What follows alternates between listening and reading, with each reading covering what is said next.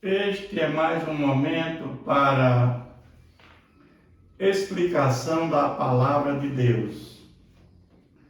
O texto base para a nossa reflexão está no livro de 1 Coríntios, capítulo 9.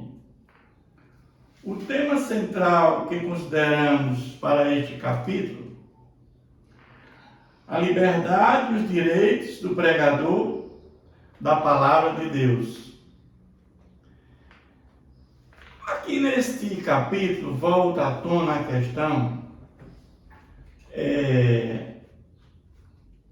de questionamentos sobre o apostolado de Paulo.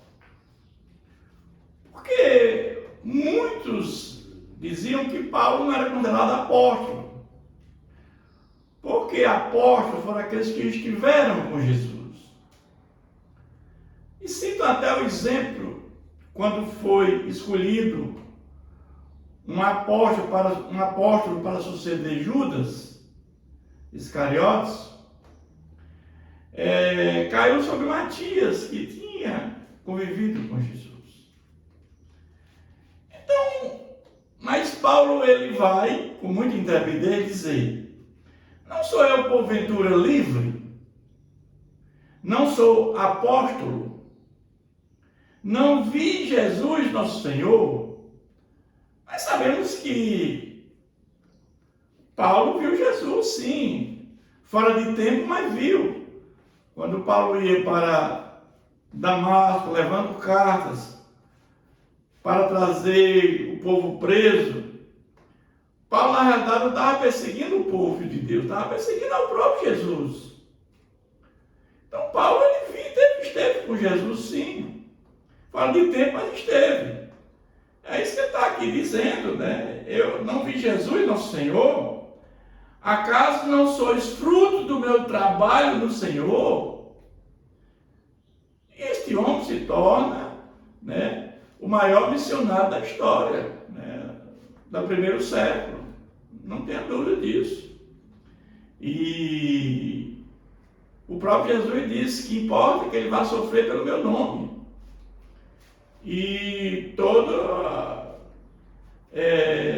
o Evangelho foi pregado em toda a Ásia, né? Em várias localidades foram implantadas igrejas através das 3 viagens missionárias de Paulo. Mas ele continua dizendo: se não sou apóstolo para outro, certamente eu sou para vós. Porque vós sois o selo do meu apostolado no Senhor. O que é que ele quer dizer com isso? Se eu não sou apóstolo para vocês, eu sou para esses aqui dessa igreja que eu fundei. Eles são meu selo, porque eles são testemunha que eu preguei a palavra de Deus, a palavra do Senhor Jesus. Ou seja, o selo do meu apostolado no Senhor é aqueles que se converteram, aqueles que estão dentro da igreja de Coríntios, são testemunhas do que eu preguei, salvação, através de fé e arrependimento. Fé em Jesus, que ressuscitou entre os mortos. A minha defesa perante os que me interpelam é esta: não temos nós o direito de comer e beber? Aqui é um outro questionamento. Porque onde Paulo passou, a maior parte das igrejas, elas davam sustento ao pregador. A liberdade do pregador da palavra de Deus consiste em quem trabalha tem direito à comida e à hospedagem. E Paulo foi sustentado em alguns locais pela igreja. Mas a igreja de Coríntios não faziam isso. Algumas igrejas como Macedônia, Tessalônica sustentaram Paulo. Paulo chegou a fazer coletas para levar para a Judéia. Mas aqui foi diferente. Então ele vai dizer aqui: não temos nós o direito de comer e beber? E também o de fazer nos acompanhar de uma mulher irmã, como faz os demais apóstolos, irmãos do Senhor Cefas. Cefas aqui é Pedro em grego. Então ele está dizendo o seguinte: ele está dizendo aqui que ele abriu mão dos seus próprios direitos porque ele abriu mão de casar e ter filhos. E aqui nós vamos entender que o celibato, certo? Não é uma coisa obrigatória. O celibato não deve ser obrigatório. É um dom. Como o casamento e o celibato são dons. Porque ele podia ter casado, ter filhos. Mas diante das circunstâncias que está acontecendo na época de Paulo, a perseguição generalizada da época de Nero, Cláudio, Nero, depois Tito Vespasiano, então era uma perseguição implacável aos convertidos, aos cristãos convertidos. Então, é como você naquela época casar, ter filhos numa situação daquela? Então Paulo aqui está dizendo, ó, que ele ia abrir mão disso, né? Por causa de Cristo. Que os cristãos devem se preocupar com o que é melhor. Não devem se preocupar com o que é melhor para si, mas sim com os outros. E Paulo pratica o que está sendo pregado na realidade. E ele vai assim,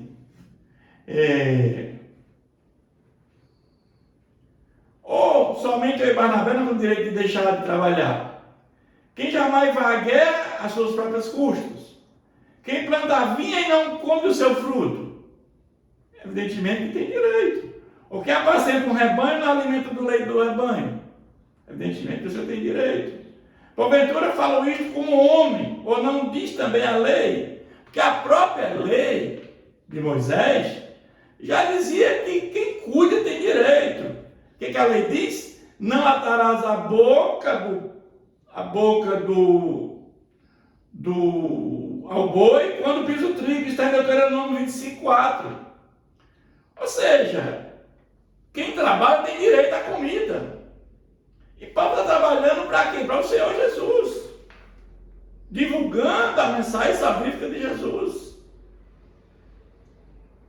Acaso é com bois que Deus se preocupa? Você vai ver que Paulo aqui faz uma série de perguntas.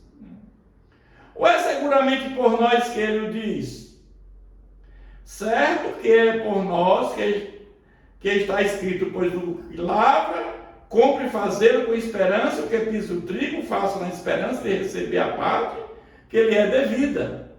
Então o trabalho que Paulo efetuava juntamente com os seus amigos, ele tinha direito a receber, sim, o sustento, receber uma habitação, hospedagem, porque o trabalho deve ser remunerado, sim, dentro de uma coisa de forma consciente, concreta, realista.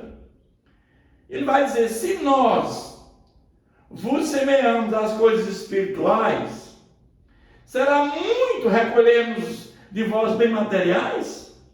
Se nós estamos aqui plantando coisas espirituais, será muito recolher de vós bens materiais, ou seja, comida, hospedagem? É isso que Paulo estava perguntando, que ele não estava tendo direito. Né? Entretanto, não usamos desse direito, antes suportamos tudo para não cairmos qualquer obstáculo ao Evangelho de Cristo. Aqui ele volta a dizer que ele abre mão, né, dos próprios direitos para não ter contenda com aqueles homens. Não sabeis vós que os que prestam serviços sagrados do próprio templo se alimentam? E quem serve ao altar, do altar tira o seu sustento? Então, aqueles que pregam a palavra de Deus, a liberdade e os direitos do pregador e da palavra de Deus, é o seu sustento. Hospedagem.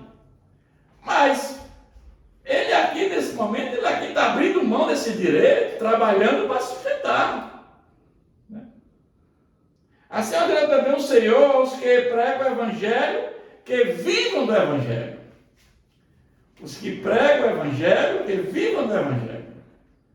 Evidentemente que nos dias de hoje, tem muitos pastores voluntários, que faz a obra do Senhor voluntariamente, que banca a obra do Senhor. Eu e minha esposa, a pastora Leide, nós somos voluntários da obra do Senhor. Nós não recebemos nenhum valor por fazer a obra do Senhor. E a manutenção da casa de oração, onde nós pregamos a palavra do Senhor, é mantida com recursos próprios, né? A manutenção e as demais despesas são mantidas com recurso próprio, mas de forma voluntária. Mas aí nós entendemos que Deus ordenou que os que pregam o Evangelho vivam do Evangelho. Aqueles que necessitam têm por direito, né? Têm a liberdade, o direito, né? Aqueles que pregam para Deus de receber alimento, moradia e outras coisas mais. Eu, porém, não me tenho servido de nenhuma destas. Você está dizendo que ele abriu mão dessas coisas, e não escrevo isto para que assim se faça comigo, porque melhor me fora morrer antes de alguém me anule essa glória. Se anuncio o Evangelho, não tenho de que me gloriar, pois sobre mim pesa essa obrigação. Porque Jesus, lá em Mateus, ele nos comissionou para fazer o ID. O ID é uma obrigação de cada um de nós pregar o Evangelho. O Evangelho de Jesus Cristo. Quem não prega, quem conhece a palavra e não prega, está pecando. Pois sobre mim pesa essa obrigação, porque ai de mim se não pregar o Evangelho. Ele tem essa consciência que, independente de qualquer circunstância, ele tem que pregar o Evangelho. Se o faço de livre vontade, tem um galardão. Mas se constrangido, é então a responsabilidade de dispenseiro, de obreiro, que me está confiado. Neste caso, qual é o meu galardão? É que evangelizando proponho de graça o Evangelho para não me valer do direito que ele me dá. Aqui, meus irmãos, tem uma coisa aqui que nós devemos entender nos dias de hoje. Hoje nós temos muitos pastores pregando o Evangelho por dinheiro, como o Evangelho fosse uma mercadoria. Hoje nós temos pessoas pregando o Evangelho, vendendo como a pessoa deve ser curada, como falar em línguas, determinado tipo de curas, tudo por dinheiro. Não há, por parte de alguns pastores, aquilo que a Bíblia manda fazer. Se o faço de livre vontade, tem um galardão. Mas se constrangido é da responsabilidade de dispenseiro que me é confiada. Neste caso, qual é o meu galardão? É que evangelizando propõe a graça, o Evangelho para não me valer do direito que ele me dá. Isso é uma coisa difícil no dia de hoje está acontecendo. Porque sendo livre de todos, fiz-me escravo de todos, a fim de ganhar o maior número possível. Paulo, ele tinha na sua mente que a pregação da palavra de Deus, ao plantar igrejas, ele queria que o maior número de pessoas conhecesse a palavra de Deus. Assim como Jesus, Paulo gostaria que todos chegassem ao pleno conhecimento da verdade através da pregação da palavra de Deus. Procedi como judeu, com os judeus como judeu, a fim de ganhar os judeus, para os que vivem sob o regime da lei. Como eu mesmo assim vivesse para ganhar os que vivem debaixo da lei, embora não esteja eu debaixo da lei. Então ele fazia de tudo para que as pessoas viessem a entender a mensagem salvífica de Jesus. Paulo pregava o arrependimento e fé em Jesus Cristo.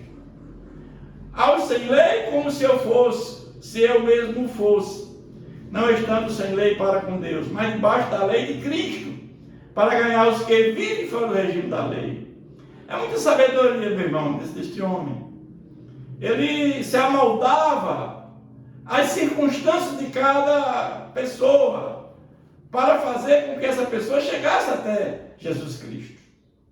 Fiz-me fraco para com os fracos, com o fim de, por todos os modos, salvar alguns. Tudo faço por causa do Evangelho, com o fim de me tornar cooperador com ele. Então, Paulo, esse homem, ele se dedicou a vida, deu a vida pelo ministério. Ele deu a vida para que muitos viessem até a salvação. Esse homem, ele teve a liberdade de direitos cefado, não casar, muitas vezes trabalhar para se manter e mesmo assim fazer a obra do Senhor. Mas naquela época, lá em Corinto, a cada 2 anos tinha os jogos. Não era tão importante como lá em Atenas, mas tinha. Ele vai dizer assim: não sabeis vós que os que correm no estádio, todos na verdade correm, mas um só leva o prêmio, correi de tal maneira que o alcanceis. É que estava falando dos jogos lá, que existe uma competição atlética a cada 2 anos lá em Corinto, e o vencedor ganhava uma coroa de folhas de louro. Folha de louro. Ele quer comparar agora com a nossa, que nós devemos lutar por isso também, né? Ser disciplinados. Porque essas pessoas que corriam para alcançar a vitória tinham disciplina. Bem diz aqui, mas um só leva o prêmio, correi da maneira que os alcanceis. Todo atleta em tudo se domina. Aquele para alcançar uma coroa corruptível, não porém a incorruptível. Então, para alcançar aquela coroa, eles tinham uma autodisciplina muito grande para ganhar o prêmio daquela coroa de folha de louro. Agora, a coroa incorruptível, que é a nossa herança, a nossa vida eterna, nós também temos que ter autodisciplina, meus irmãos, para alcançar essa coroa da vitória. É isso que Paulo está comparando aqui. Assim corro também eu, não sem meta, tem uma meta. Assim luto, não como desferindo golpes do ar. Mas ele termina dizendo o seguinte: mas esmurro o meu corpo, reduzo a escravidão, para que, tendo pregado a outros, não venha eu mesmo a ser desqualificado. Então, esse homem era um homem de Deus, foi o homem mal missionário da história do primeiro século. Um homem que escreveu 13 cartas do Novo Testamento, 13 livros, dos 27. Então, devemos muito a este grande homem de Deus. Que Deus continue nos abençoando.